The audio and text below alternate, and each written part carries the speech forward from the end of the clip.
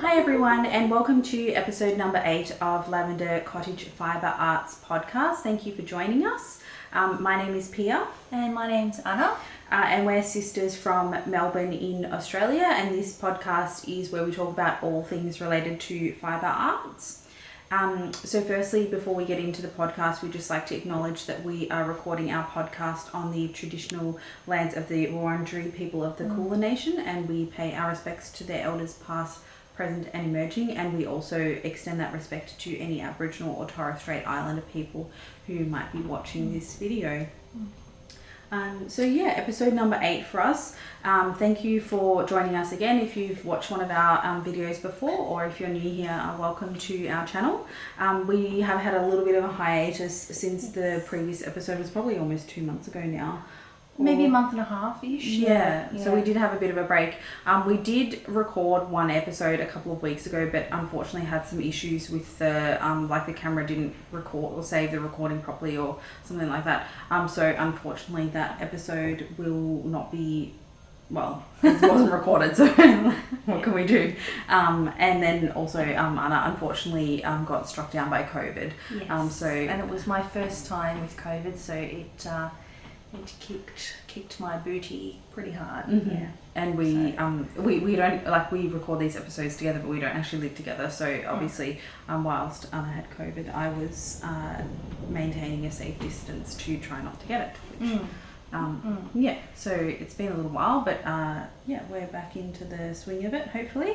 Yeah, and our sort of aim is monthly episodes, and what we were thinking is in between each episode, we're thinking to film like a shorter video that would just be like a knit and chat video, so we wouldn't be sharing like all of the things that we're working on, but just to do a bit of knitting or crochet or any kind of stitching, embroidery, whatever, and just chat, but mostly I guess geared towards some kind of fibre arts related topic. Yep.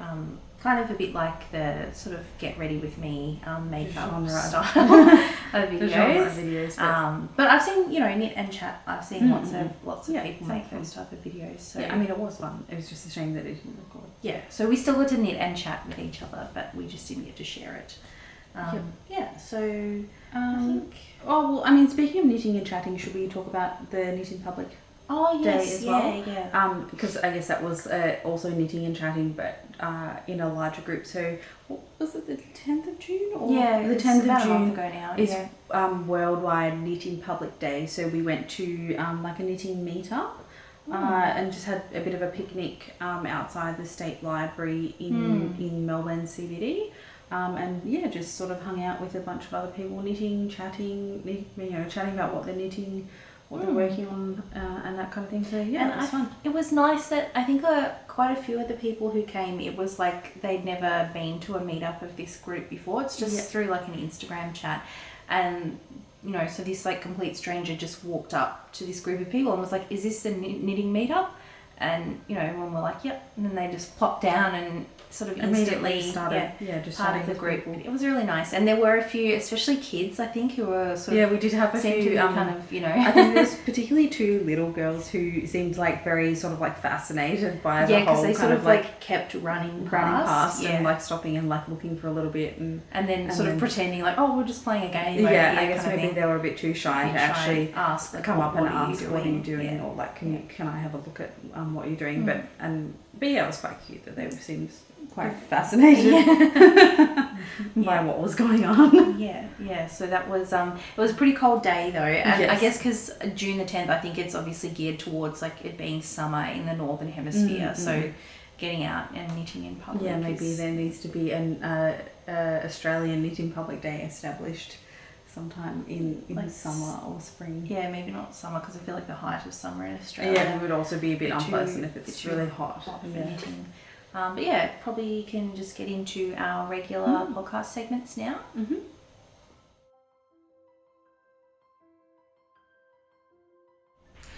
Alright, so the first segment of our podcast is Hot Off the Hooks or Hot Off the Needles, and this is where we talk about our completed or finished objects that we've completed since our last episode. So I just have one, which is well, it's more or less completed. I have to sew in the ends still, but I'm gonna say it's.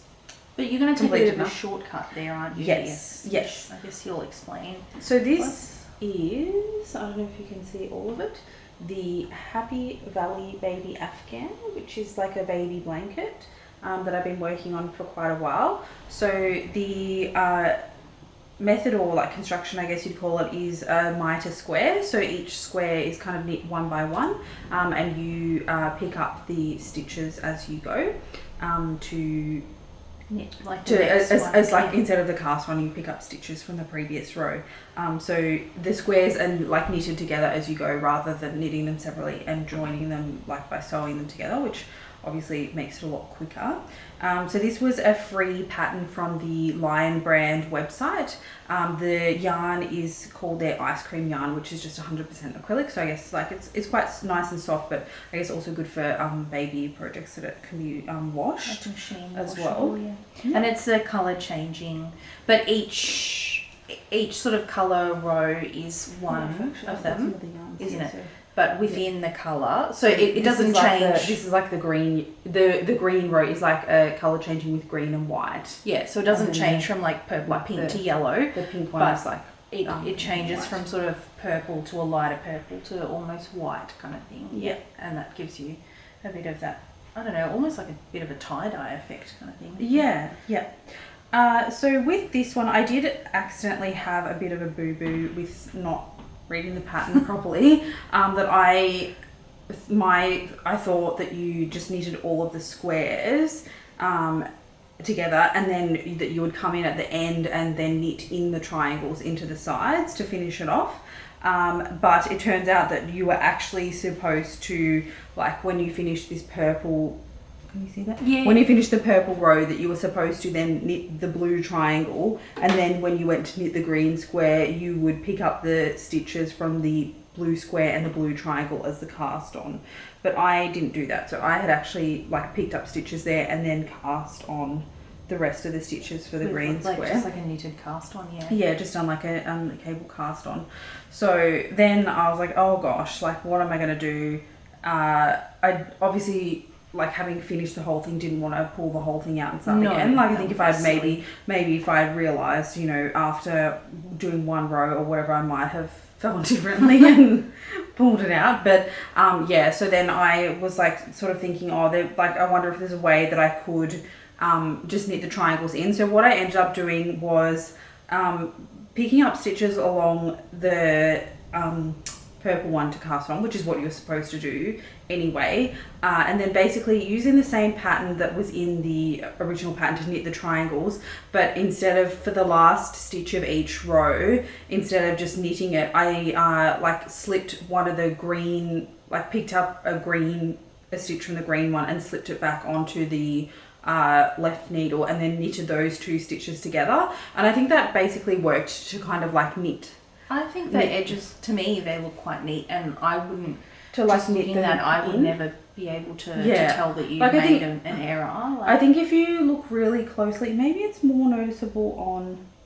Oh, depending on the colour that it's in. I think it's actually... No, I think where it's more noticeable is actually on the other side. Oh, that you kind of can see a little bit of a ridge where, like, because there's two stitches knitted together there, that there's a little bit of a ridge, but it's not that noticeable. If people can... But I mean, it's a baby blanket, like... Yeah, and it's like, it's just at the edge. So yeah, I was happy to get that outcome with... I mean, I guess the other option would have been to sew, like to knit the triangles completely separately and then like sew them in with like a mattress stitch. I think that would have been like another alternative. That would have been quite a bit of work. But yeah, it would have just been quite a lot of work. I guess the other alternative would have been to just have zigzag edges on both sides. But I kind of did want to have like the straight edge on two of the sides, because I think it gives like the blanket like a bit of a direction kind of thing. And then I did also see like a tutorial to knit like a mitre triangle, but I think the problem with that is like you can see the mitre square that it goes like the V is like kind of in that orientation, whereas if I followed this pattern for the mitre triangle, the V would have been in that direction. So I think it would have looked a bit funny because then the stitches would be not like sort of going in the same direction. Whereas you can see now the way I've done the triangles, that it's basically like is almost as if you're going to have another mitre square here and it just got chopped in half kind of thing, that the stitches are going like in the right direction, because it's like the direction of the stitches for this half of this square matches the direction of the stitches for this triangle, if that makes sense. So yeah, and I feel like maybe to do the mitre triangle on the sides, that might have worked if it was like either like a solid colour or a speckled yarn, but I think with this variegated, because depending on whereabouts you are, sometimes like with this square here, for example, you really do see that kind of like V effect. Yeah. So I think it would be super obvious. Yeah. So I was happy, and I guess it was like kind of a proud knitting moment for me. Like to be able to troubleshoot something yourself. Yeah, I think so. Like figuring out how to kind of like fix a mistake, I guess, is a a sign that your like skills are kind of progressing. Yeah, definitely. So then for the rest of the sort of like finishing it off, like you can see on the back side, like aside from all the ends, like there is also definitely a front and back side to this, because where you cast on your stitches, obviously you get that like line where the two different yarns mix together. So what I actually want to do is back this with some like fleece fabric, so maybe either like polar fleece or minky fleece, probably just in like a plain white, I think would be like suitable, because it's all kind of like got white in it. So I figure that will kind of have two purposes. So then you'll really just have to sew in the ends on the very edge, and obviously like the tops of the triangles. That it will kind of like save me from having to deal with all the ends in the back, that I can just kind of tie them in a knot. But then also it will what was I going to say? Oh, it will make it just sort of like a bit warmer and like thicker kind of blanket that'll be, and like a bit sort of more padded, squishy. I guess. Yeah, it's going to be like a sort of an Afghan, mat. like a floor rug. Yeah, which I think is what a Afghan is supposed to be used for. So yeah, that's my. I know I've cheated like this before and shown something as a finished object when it was like I think this might be like almost finished. Oh no, wait! It was the zigzag blanket that you showed. I think the ripple one, the wavy one, that I showed it when I'd finished knitting, but I hadn't sewn in all the ends, and then I showed it again. So we'll see this one more time. Double dipping. You'll see that blanket one more time when it's finished. But yeah, if anyone has any good like tutorials to look at for sewing like fabric onto the back of a knitted blanket, let me know. I did have a look at a few tutorials, and they seem to be mostly like for crochet blankets. You kind of basically like almost like crochet some like loops along the edge of your like crocheted fabric, and then use that loop to like actually sew it to. Which I mean, I guess there's probably no reason why that wouldn't work for a knitted blanket as well. But yeah, if anyone... Like you could even like actually crochet like the loops on the edge of that blanket with the crochet hook. Like if you want more loops than just sewing into the stitches, if you want other sort of anchor points or whatever. Sorry. Bless you. Sorry. Sorry, I don't know why I sneezed just then. But yeah, we'll... I'll have a look, see if I can find some videos. But yeah, if you know of any good like tutorials or anything to look at, please feel free to leave a comment below. Cool. So I have a couple of finished objects as well. One of them is what I'm wearing. So this is my the test knit that I did for Jamie of Jamie Creates. It is called the Stairway to Heaven vest, because it's probably not as obvious because I've used like quite a variegated yarn, but it does have like a diagonal rib that kind of like does this sort of staircase looking effect. I can't stand up to show you the full garment just because I'd have to sort of like climb up onto the couch to do that, but I will put in some photos.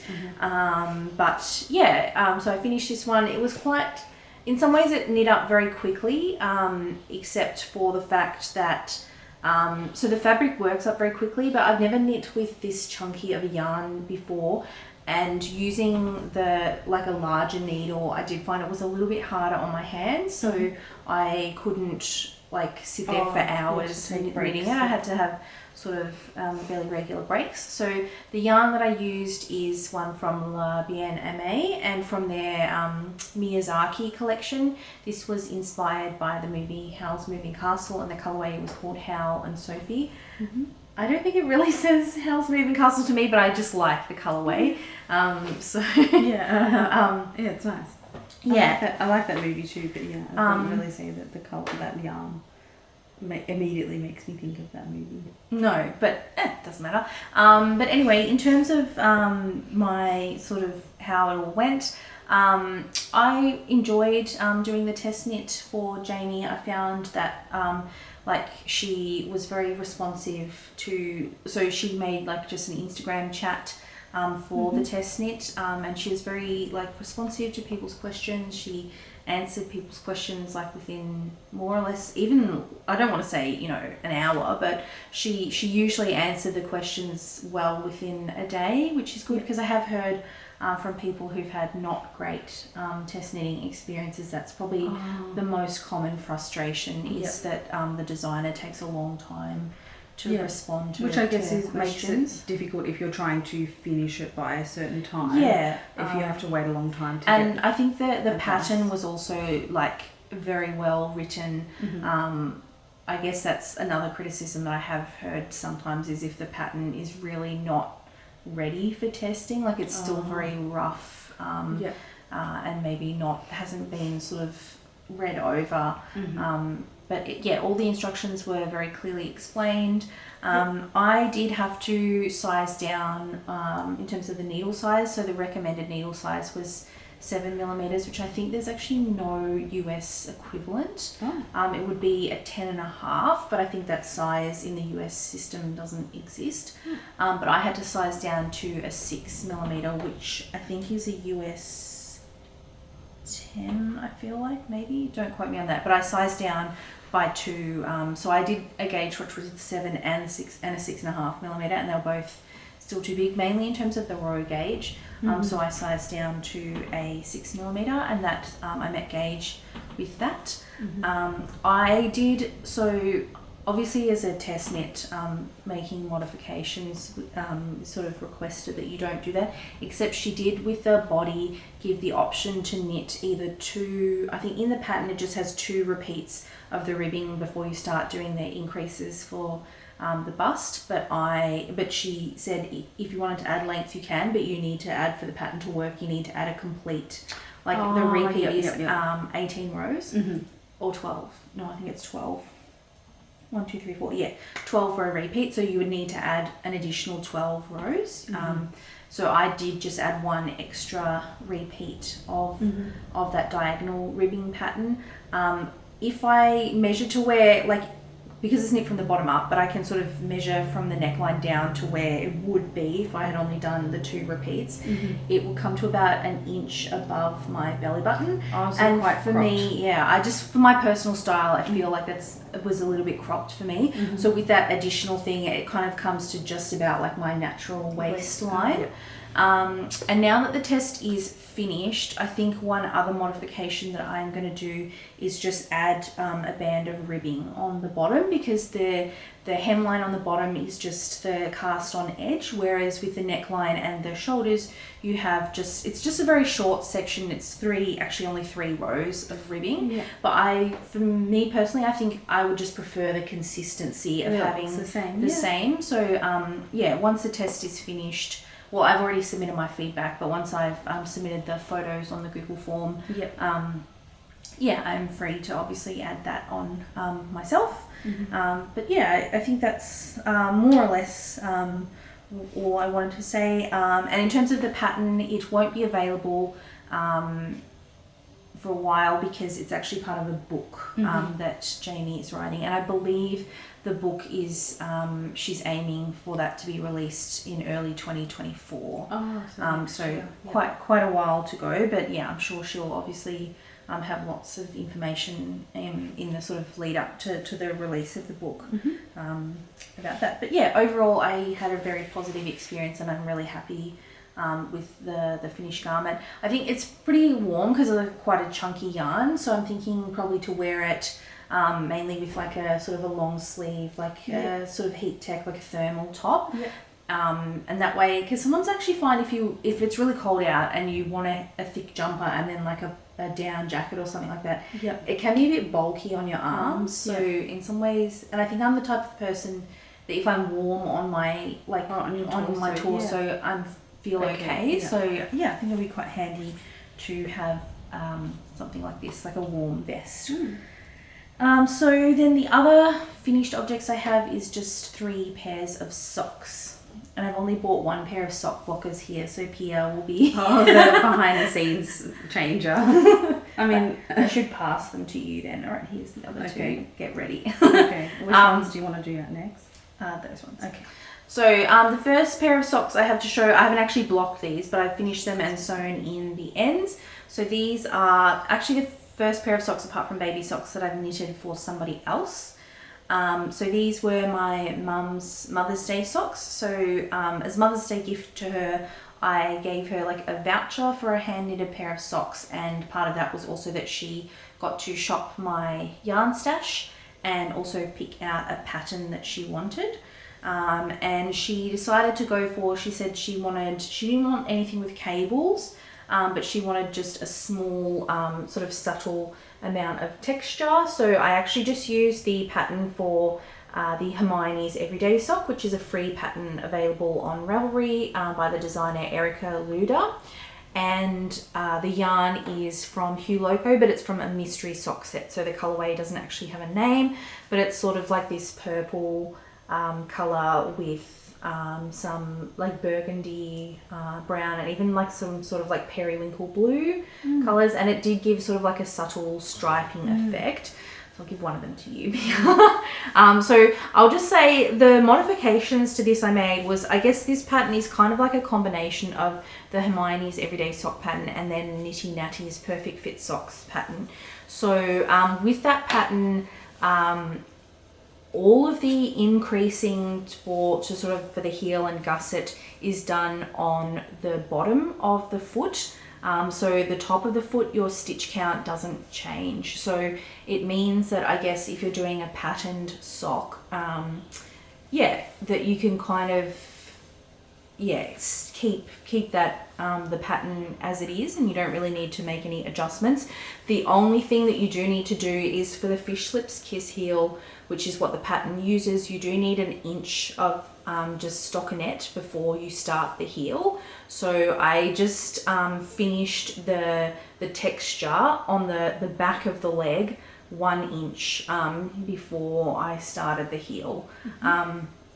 But yeah, that was a pretty easy modification to do. And I think they're like, my mum's tried them on and stuff. She hasn't sort of worn them, but she's tried them on. And I think she was, pretty happy with how they fitted. She found them sort of comfortable to wear.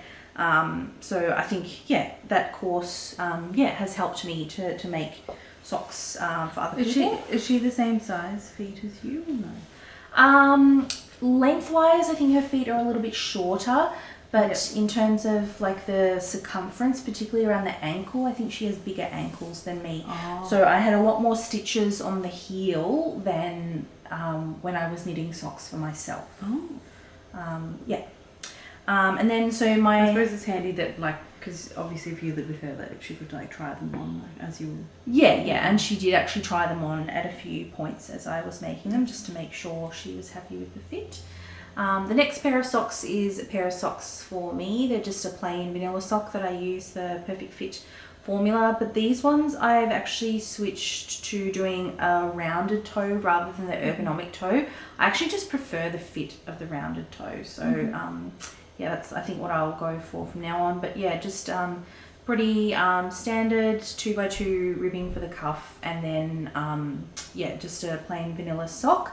And the yarn that I used for these is from Maximu, who is an Australian indie dyer based on the Mornington Peninsula, and the colourway is called Crime Scene. And this pair of socks, I guess the interesting thing about them, there was the first pair of socks that I knit on a 9-inch circular. So previously I've just used Magic Loop or DPNs. And what I did find with the 9-inch circular, and I think I've heard a few other people have this issue as well, is my gauge or my tension was a lot looser. So, but I already knit, because I am a very loose knitter, I already use a US 0, which is a 2mm needle for socks anyway, whereas most sock patterns, the suggested needle size is a 2.25mm or a US 1. So I'm already sizing down normally. I don't have, like my shorty set doesn't have a US 00, which is a 1.75 millimeter. I think you can get those tips, but I just don't have them. So I actually did a little bit of maths and I sort of sussed out that the best thing for me to do would be to use a 54 stitch cast on rather than a 56 stitches rather than 64. So I basically knit a size smaller. But because it's a looser gauge, it produced more or less the same fit of sock.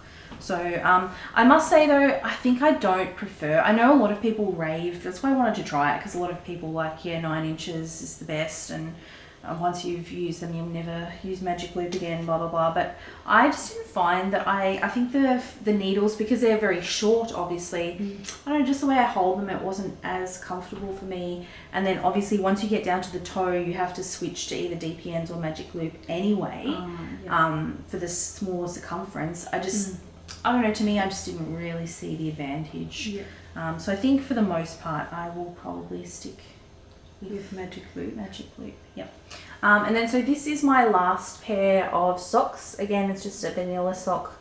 I think I just like the look. 2x2 ribbing I think is my preferred look for the cuff. So 2x2 ribbing, these ones I did knit on Magic Loop.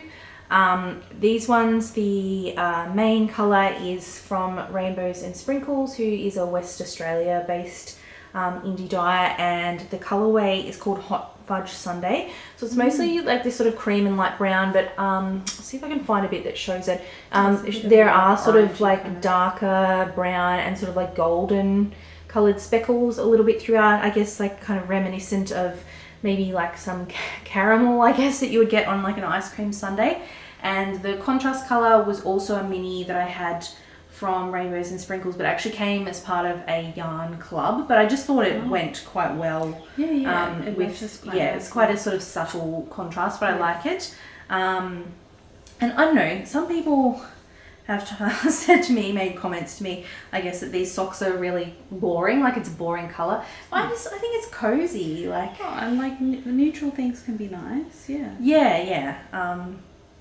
someone else actually said, my brother's partner said the colourway reminded her of like a mushroom, which I think it kind of does. Like, so maybe they're either my Hot Fudge Sundae socks or my like cozy mushroom would be a nice name as well. So forest mushroom. Yeah, I think I'm looking forward to just wearing those when I want to feel a little bit cozy.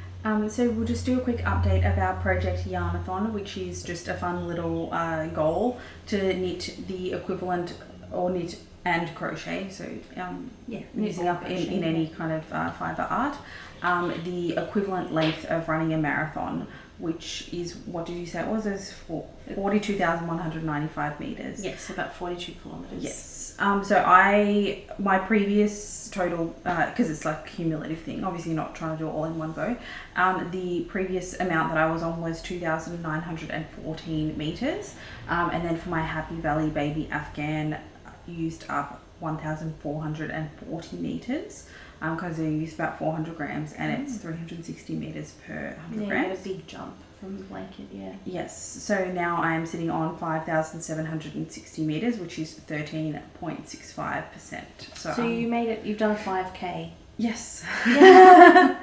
That's good.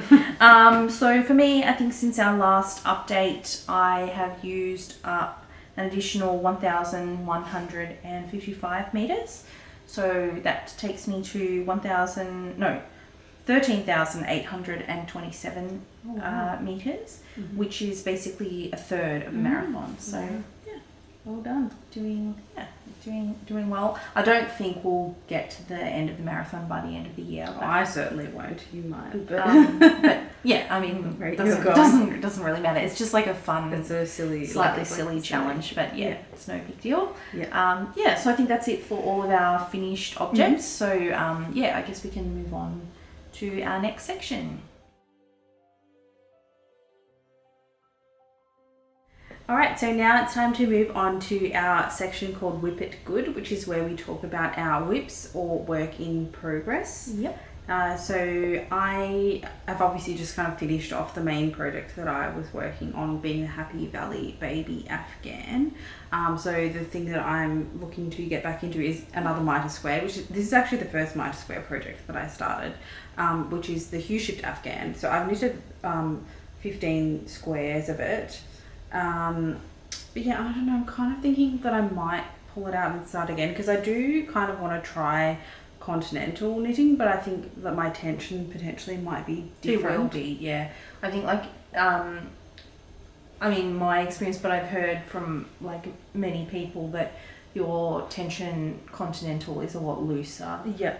Because actually, I can't remember. So I think I might it was need to go for some smaller needles. It might have been Andrea Mowry on Knit If I Want To podcast. One of the questions was this person saying, I just cannot get the gauge for XYZ pattern. I can't remember what it was. Like, it's way too loose. So I've sized down like, several sizes. And her tip was actually, if you knit English and continental, try knitting it English style, because it will tighten up your knitting by quite a bit. Yeah. I think also just because like obviously like this was the first mitre square project that I did, that I was like very new to it, and so I think like some of the joins where I've done like, I don't know if you can see there that it's the join is like a bit looser, there's like almost like a bit of a hole there.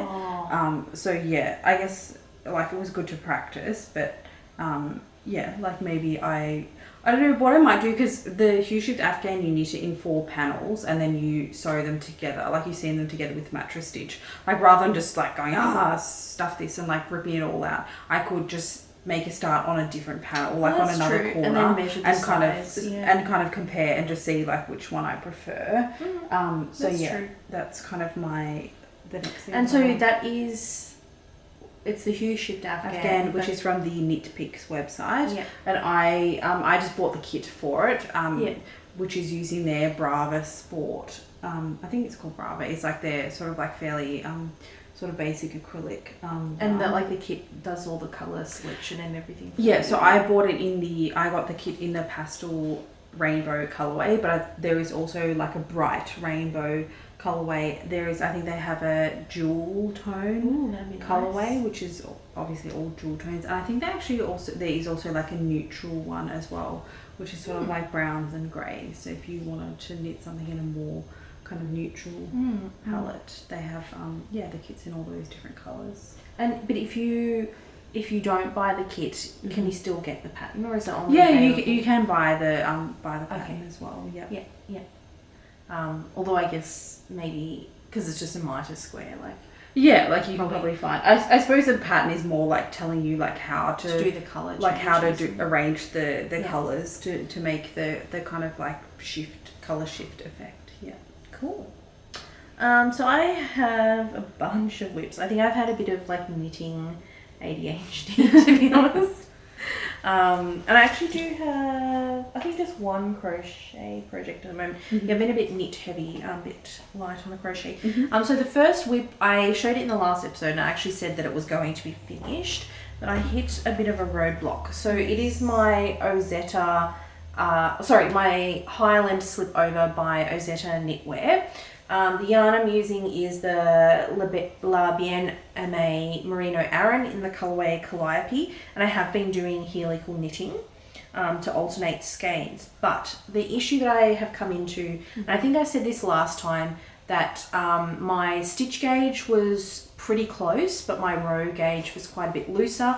And so what I found was, once I got to a point where I could actually try it on, the length of it is not too bad, because I guess because it's knit top down, like you choose the length. But it's the depth of the armhole that I think is like going to be a bit of a problem for me. So like just I think it's going to give me a fit that I don't really the armholes do you think are desire. too big?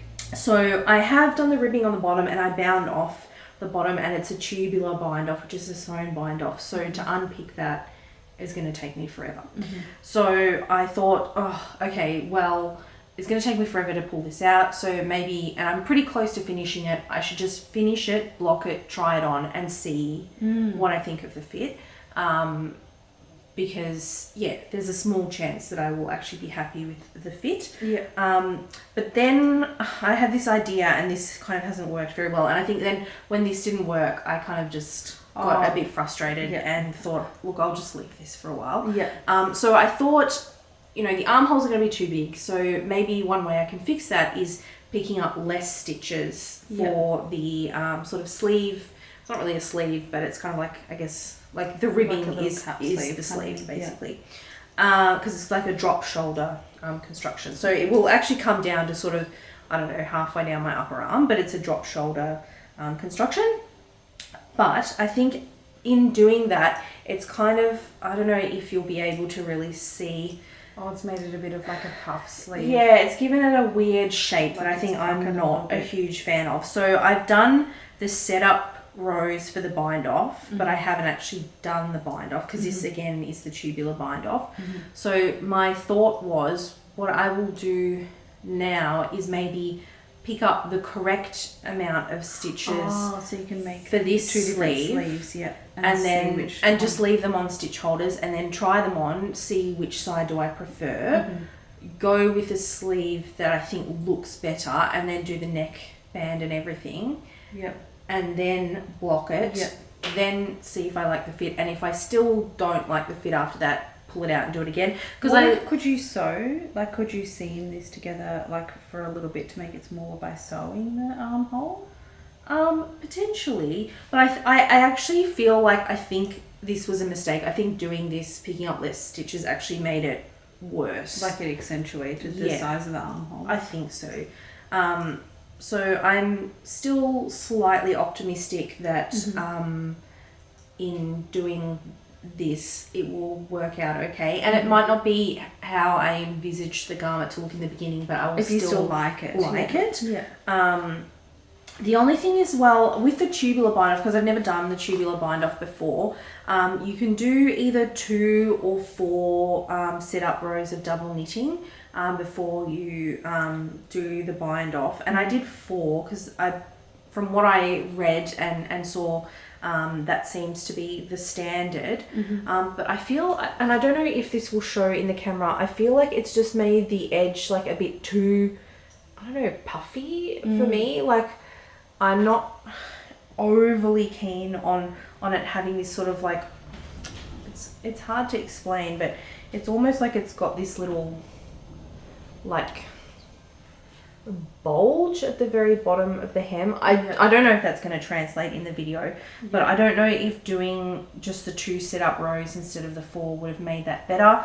So I'm wondering as well if before I spend the time to potentially unpick the bind off, if I should just knit like a swatch. To see which one. Because I guess maybe like this sort of like bulge thing, I feel like would maybe be not as noticeable along the bottom like hem, but maybe if it would be more noticeable on the sleeve and the neck. Like I have a feeling, I think maybe I could live with it on the bottom. If I was like, no, I'm not super keen on this, but like to do the bind off took me probably over an hour. So I think to unpick it like will take me equally the same amount of time. Because you literally have to unpick it a stitch at a time kind of thing. So yeah, that's kind of where I'm at with this, but it's kind of just been parked for a while because I don't know, I feel like once when you get a bit too hard basket, and I guess when you get a bit frustrated with a project, sometimes if you're not enjoying it, that you just want to work on something else. I don't want to do this, and also I guess in some ways I didn't want to make, because I was like, no, I'm just going to pull this out, I don't like the fit, may as well just throw it and start again. And it was actually my brother's partner was saying to me, well, you know, how many more hours would you have to finish it? Like, if you're pretty close to finishing it, maybe you should just finish it and see what the fit is like, because when it's unfinished, like, you don't 100% know how it's going. which is, that was probably good advice to, because I guess when you're trying it on, like, it's only got one sleeve, it doesn't have the neck, like, it's hard to fully get an idea of not like in terms of whether the garment like physically fits you or not. I think you can obviously tell that, but in terms of whether the style, whether you like it, so that's where that one is at. My next whip is also another one that I had in our previous video, and this one is going to be put on pause pretty soon as well, but for different reasons. So it's my corner to corner crochet blanket. Sorry, I almost whacked you in the face. Whacked you in the face.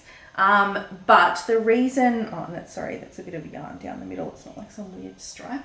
The reason that this will be being put on hold pretty soon is because I'm about to run out of yarn.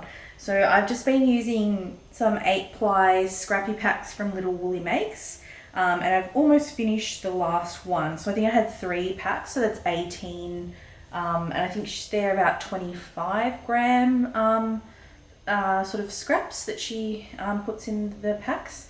So I've almost finished my last one. So I think basically I'm just going to pause this until I get some more, and they're DK weight as well.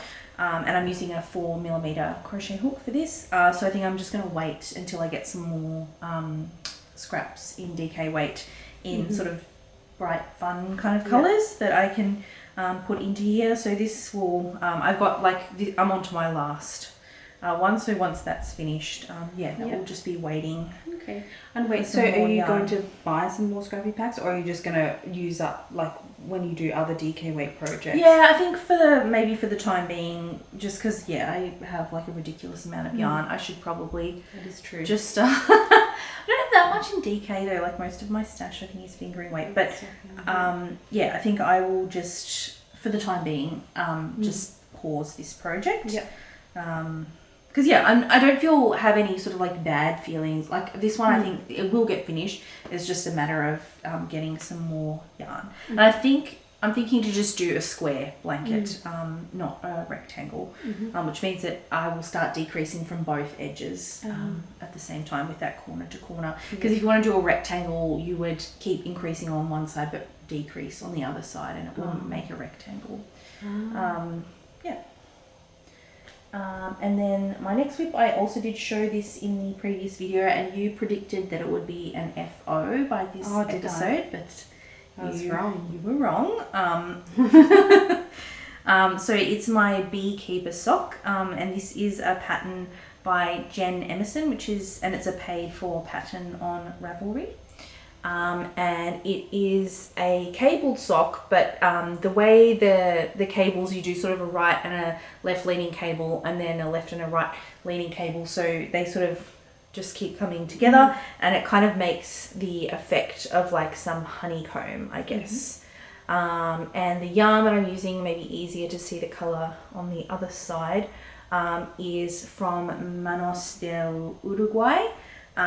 And it's their Alegria base, which is just their sock, so it's like a 75-25 merino nylon base, and the colorway is called Paradise. So this is still the first sock. I think I'm almost at the point where I am going to knit the heel though, so I think I've only got a few, like maybe about a centimetre more to go until I need to start on the heel. But this is the first sock that I've ever knit from the toe up, so something new for me. So I think this pattern, I was reading through the pattern, it uses something called a Flegel heel, which I have not knit before, so I'll have to see I guess what's involved in that. But that one's fun, but it's just not something that I wouldn't use it for my public transport knitting. It just requires a bit too much. And I just don't want to do cables on the train, I just prefer to do vanilla knitting on my commute, so it just doesn't get as much attention as some of my other projects. And then I have a couple of new whips to show as well. I did catch the Mitre Square bug from they are here. quite satisfying to Yeah, I have really found that to be the case. because it doesn't take all that long. So this is what I've done so far. So this is just using from a US-based dye called Ruby and Rose's yarn.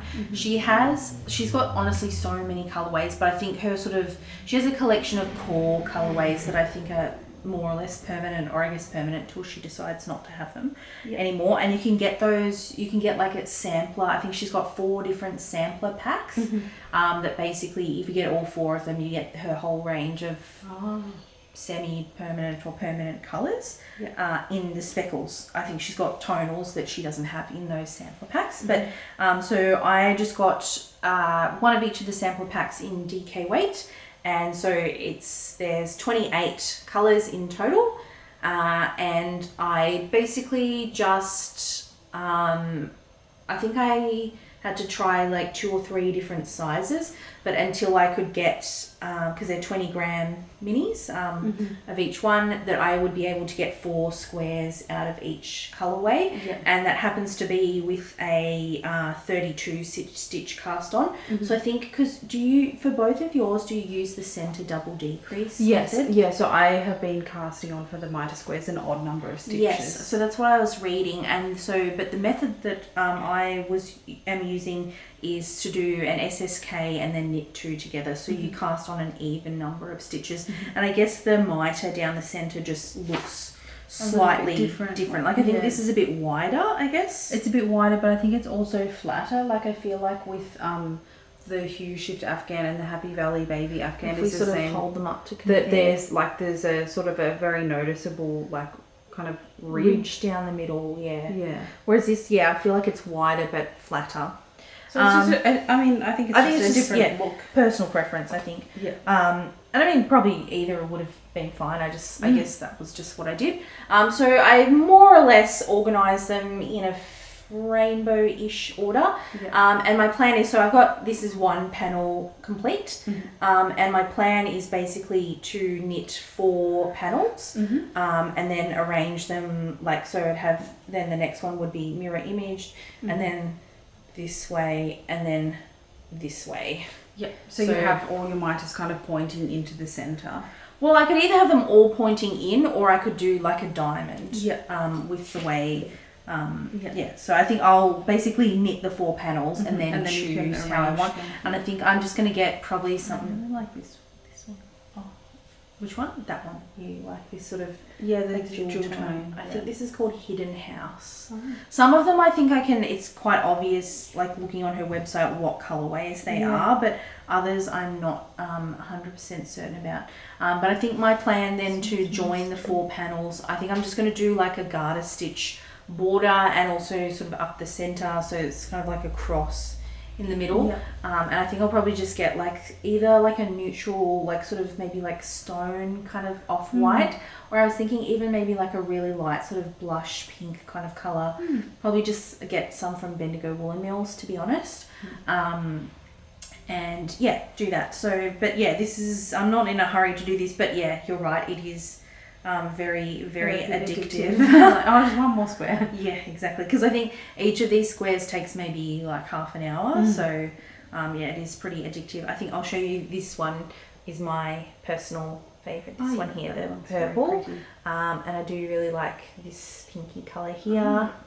And this grey one with these pink and purple speckles. I think both of us are pink and purple lovers, but I think I'm happy. It's really, I think especially like when you're knitting the miter square, like by the time you get up to sort of like the last kind of like quarter, because your rows will be only like 8 stitches or whatever, like that they like, it just goes really quickly at the end, which is like quite satisfying. So thank you. I credit Pia with influencing me to try miter squares. It's super fun and highly recommend. I think it's also like I like the idea that you like that you can join that you join them together as you knit them, rather than having to sew knit squares separately and then sew them together.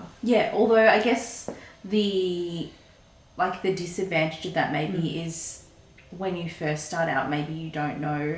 Yeah, like exactly. that. If I guess people like who how knit, you were doing with your linen stitch. Yeah, or squares like, that you can you make all the squares separately, and then you can kind of like plan them out, lay them out on the floor or on the bed or whatever, and like move them around to see which. The Cozy Memories blanket, which is just like a mitre square that every time you knit a sock, you add a square to your Cozy Memories blanket. I think I like the idea of that in theory, but I think personally I am a bit too much of a control kind of freak that I think I would be worried that I'd get like 3/4 of the way through my blanket and just be like, I don't like this. Yeah, but this one I did I just had the minis kind of wound up and I just kind of laid them out, and I did rearrange them a few times until I was kind of happy with the sort of colour arrangement that I had come up with. And like, it's not a perfect rainbow, but I think you can see the sort of colour shift. So that is that one. Yep. And I think I have 3 more whips, 1 scarf and 2 pairs of socks. So this one is, I think this is going to be a really long-term project just because of the size of the needles that it's on. So it's called the Ticking Ribbed Wrap, and the designer is Katrina Walser, I want to say. I think I did write it down. Where did I? Yeah. Walser. And so she also has a YouTube, like a knitting podcast. Oliphant Cat is her name, and it's a pattern she is published with Pearl Soho, but she's the designer, and she's actually an Australian knitwear designer. And it's kind of rolling a bit because I obviously haven't blocked it, but basically you use slip stitches to create this ribbed kind of effect. So if it will focus there, and I guess you can see quite well the colorway there as well. So this one is, I'm using yarn from Black Wattle yarn, and the base is their Sweet Pea base, which is a merino, cashmere and alpaca blend. And it's a fingering weight, but to me it's quite a light fingering sort of weight of yarn. And this one, the colorway is called Songbird. I did have to size down quite a bit the needles. I think it was recommended to use a 3.5 millimeter, and I'm using a 2.5 millimeter needle. Just with the larger needles, I just wasn't getting that ribbed effect that you're supposed to with the slip stitches, and I guess like that's the whole point of it. If you're not getting that ribbed effect, then you may as well just be, you're essentially just knitting a huge panel of stockinette, which probably wouldn't have chosen to do that. And this one I am thinking is going to be a gift knit for my mum. I think she would just like these colours. Does she watch episodes? I don't think so. So, well, the surprise might be ruined, but I suppose she's probably seen you working on it as well. Yeah, although this one, to be honest, I just have this, I probably shouldn't have this here, but I just have it next to my computer in my sort of office at home, and I will just like... Wait, why is that a bad place? I don't know, just like you probably shouldn't be having the temptation to knit while you're supposed to be working. I thought you meant, but like if it just randomly, the because computer, like the heat from the computer made it like catch on fire or something. I don't think so. Is it pure wool? I guess that would make it like flame retardant. Well, kind of. Well, it's merino, cashmere and alpaca. So there's so it's natural fibre. Yeah, natural fibres. So it would be... and I probably should say as well, so this pattern you can either knit a wrap or a scarf, and the scarf you use 2 skeins of wool, the wrap you use 4. I have 3 skeins, so I just cast on in between. Yeah. So I guess it's kind of a wide scarf / narrow wrap. So I cast on, I can't remember what the recommended was, but I ended up casting on 120 stitches. But so each row does take a while, so I think this is just going to be a really long-term project that just, I will pick it up, knit a row, but I won't sit there and knit on this for kind of hours at a time. I just kind of sporadically do a bit of knitting. And I don't think I'll take this like as my public transport knitting. I could, But I don't know, I just feel like maybe it's a bit delicate. Yeah, don't want to get it ruined. I think our craft supervisor Susie, the greyhound, might be coming over, or maybe she's gonna sit back down, pop back down to bed. But if you hear a weird noise, it's just her doing her little like shaking out her her the wiggles or whatever. She's very tired because we went to a farmer's market this morning where they had other like greyhounds for like fostering and adopting. She spent all morning kind of like socialising with other dogs, which she's a bit pooped. Tired her out. Yeah, but she had fun, so that's all that matters. Good girl, Susie.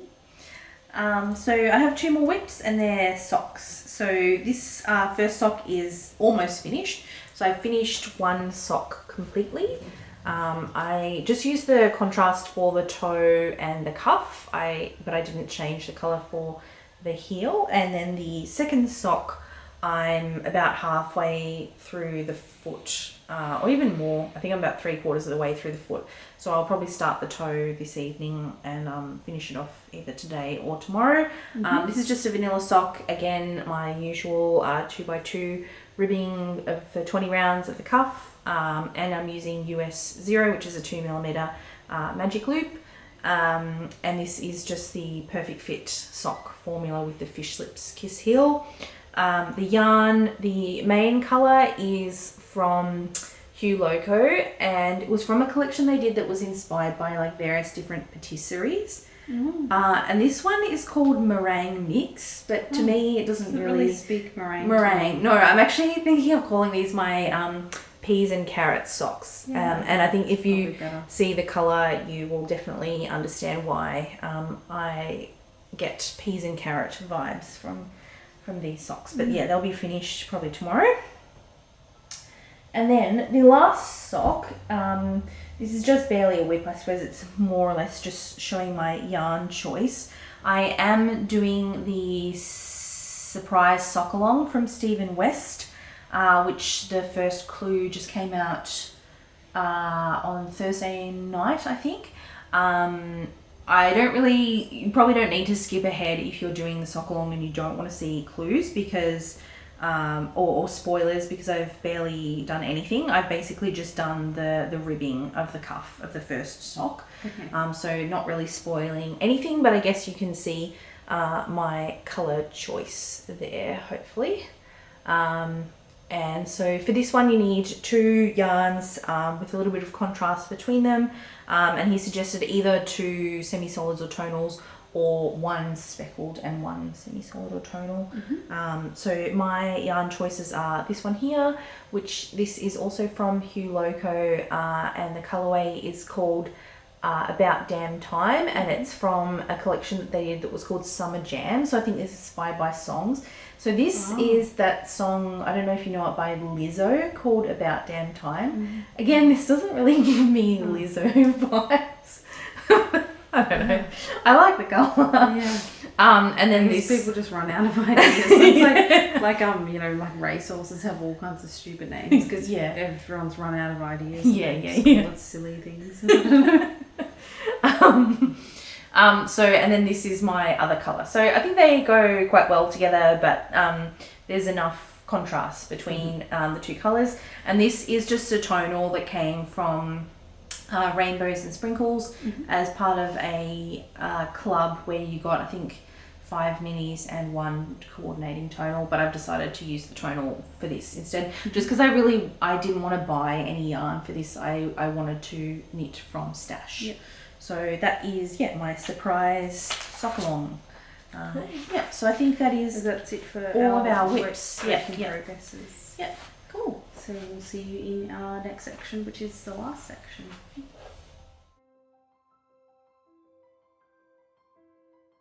Alright, so now it's time for our last section, which is called Dream Weaving. And this is the section where we talk about our plans for future projects or things that we are dreaming about working on. And we also would generally talk about new purchases, anything, a new yarn or, other sort of like Fibre Arts adjacent supplies that we purchased in the last month or so, but we've actually both been very good the last month, so we don't have any new purchases to show you. So I know some people maybe don't like looking at kind of haul type of videos or that sort of thing if they're themselves trying to limit their spending. So yes, we don't have to warn you about any of that today because we don't have any. So what's on your dreams agenda? So I've got so this is a leftover ice cream yarn from the Happy Valley Baby Afghan. So the other colorways are upstairs, but I've got about 25 grams. So I think about a quarter of a skein left of each colorway. So yeah, I guess I would like to think of something to do with that. All the colorways have like white in them, and this is just like a plain acrylic. So I guess it's something that would be fairly easy for me to purchase, like a plain white acrylic to knit together with these to kind of stretch it out into like a blanket or something like that.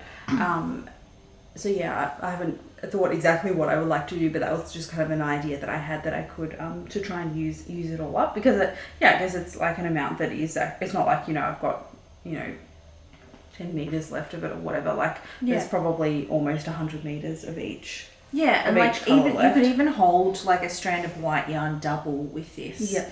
And that would sort of change the colour. Yeah. Like sort of make it a bit more pastel if you wanted to. Yeah.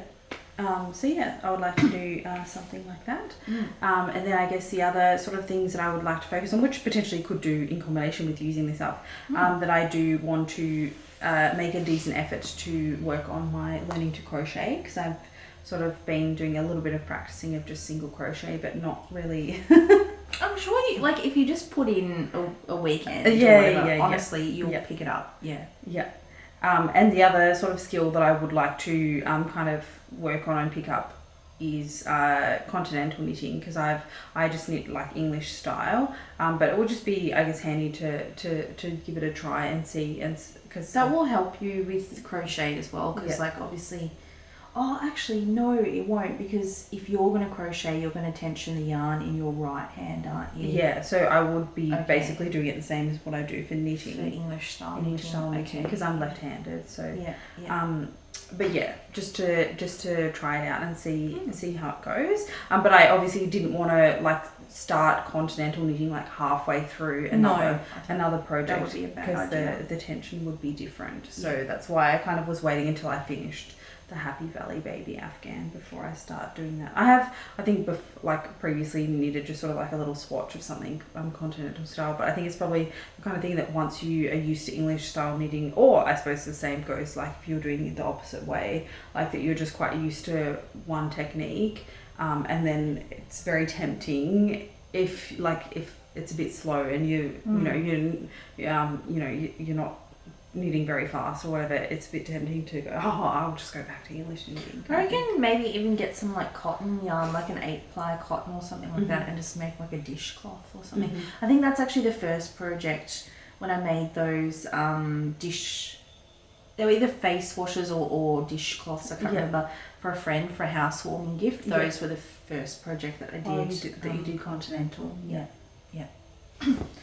Cool. For my dream weaving, I just have something little, because I guess I've still got a lot of projects on the go, so don't want to start too many new things. But probably by the time this video comes out, I definitely will have already started and might have actually already finished.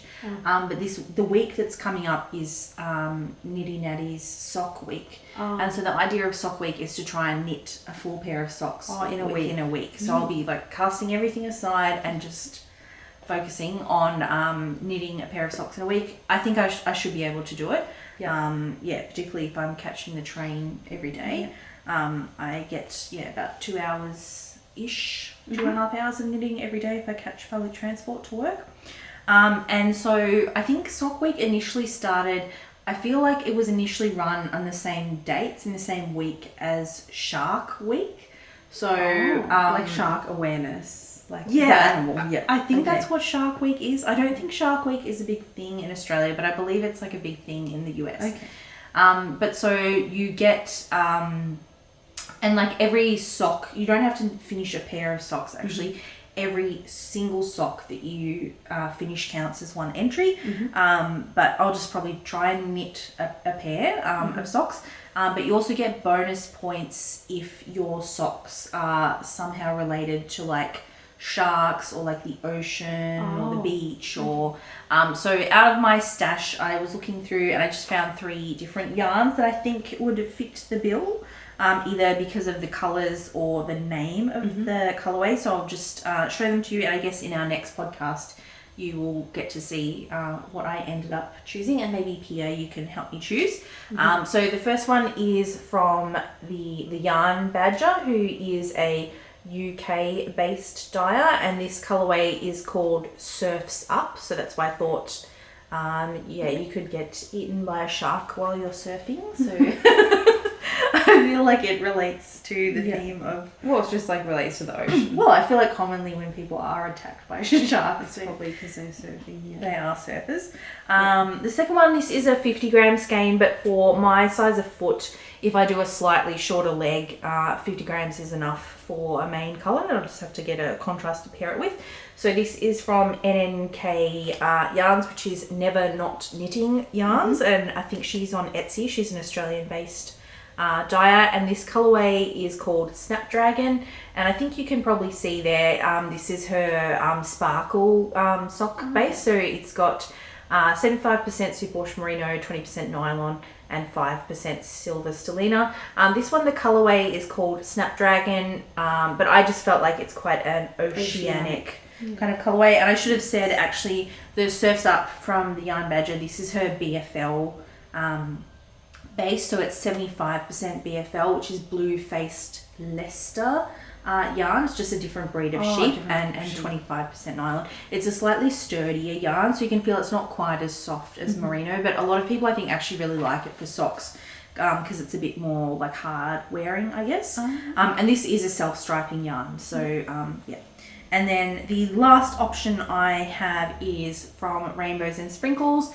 And this one I got it in her self-striping club that I was in for the first half of the year. And so she winds them up really nicely like this for you. I didn't do this myself. So it just shows you the stripe. Really, really nicely. And this one again is more for the name of the colorway instead of the colors itself. But the name of this colorway is In an Ocean Full of Fish, Be a Mermaid. Oh, that's very good advice. Yes. And this is an 85-15 merino, superwash merino nylon blend. So those are my 3 options. Which one do you think which one do you like the best? Maybe let's hold them up together. So those are the 3 choices. So I guess leave Anna a comment below. Yeah. If you have a if or maybe you want to vote. Vote, or I guess by that stage it will be guess which one I ended up picking. Yeah, maybe maybe you could put something up on your Instagram stories, a poll on your Instagram. That's true. I could ask people to help me choose a yarn for my sock week I socks. like them all. I don't know. I wouldn't be able to pick just one. You have to knit 3 pairs of socks in a week. I feel like what is maybe swaying me is I feel like maybe the self-striping will be a bit longer because I'll have to do an afterthought heel. So I feel like cutting into the heel might just be a little bit more involved. So that might steer me towards the NNK. And I mean, I probably do have a couple of other colours in my stash out of my sort of single skeins of sock yarn that would also be like that kind of bluey green colour, but that was just the one that I found that I thought best represented sort of theme, the ocean. And then my only other thing for dream weaving is something that Pia's been nagging me about for a while. Oh, for Susie. Oh no! Actually, I should mention that. I thought that's what you were talking about. So Pia has been asking me for a while if I can crochet like a little bucket hat for Susie with like a little chin strap. Susie the dog, that is. Yeah. Yes, so I think I will try to do that, but I'll try to do it like just come here and do it because I think I will probably want to like measure it on her as I go. Like custom made. But we want to make it in like, I'll just get a cotton yarn I think and do it in sort of like a light brown colour so it looks like one of those like a straw hats that like I guess like farmers wear, and then I want to crochet like a sunflower to put on the brim of her hat. But the other thing that you've been nagging me about is weaving. Oh, yes. Because I did at the Yarra Valley... What was it called? Yarra Valley Wool Show? I think that was the name. In Murrelbach that we went to a couple of months ago, actually. Yeah. I actually did buy a rigid heddle loom from Ashford that I haven't used yet. No. So Peter keeps asking me, you know, when are you going to start using your loom? So I definitely need to. Use it too.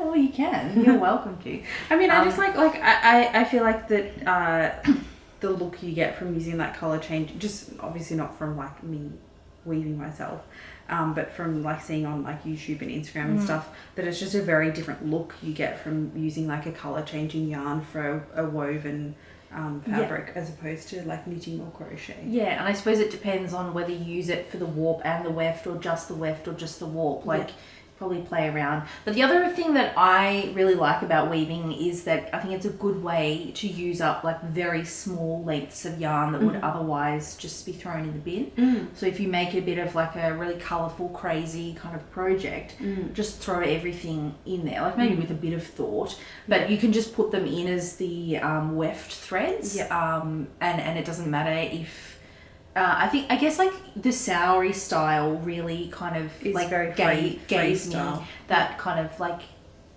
attitude or idea towards weaving that you can really use anything, especially if it's to be used for a garment, you probably have to take a little bit more care.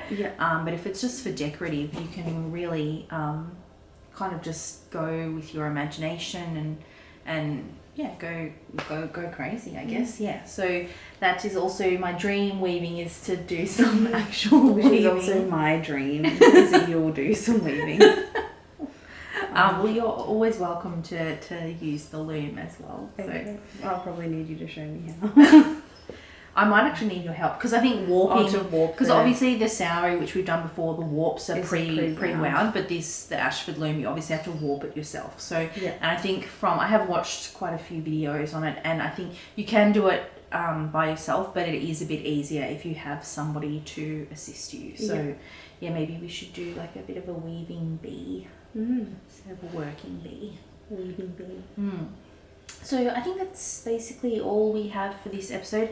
I think it probably is a little bit of a longer one, but hopefully it's because we were a bit sort of late, bit longer, getting this out, so we had a bit more time worth of progress to update on and that sort of thing. But hopefully you enjoy looking at all of our projects, and as always, if you've got any extra questions or anything like that, or comments or suggestions, feel free to leave us a comment. So thanks again for watching. Feel free to subscribe if you haven't already, if you like this episode and you want to get notified of our next one. And also feel free to check us out on Instagram as well if you want to keep up to date with any updates. And all of that information is in our description box. But until next time, we wish you happy stitching. Bye. Bye.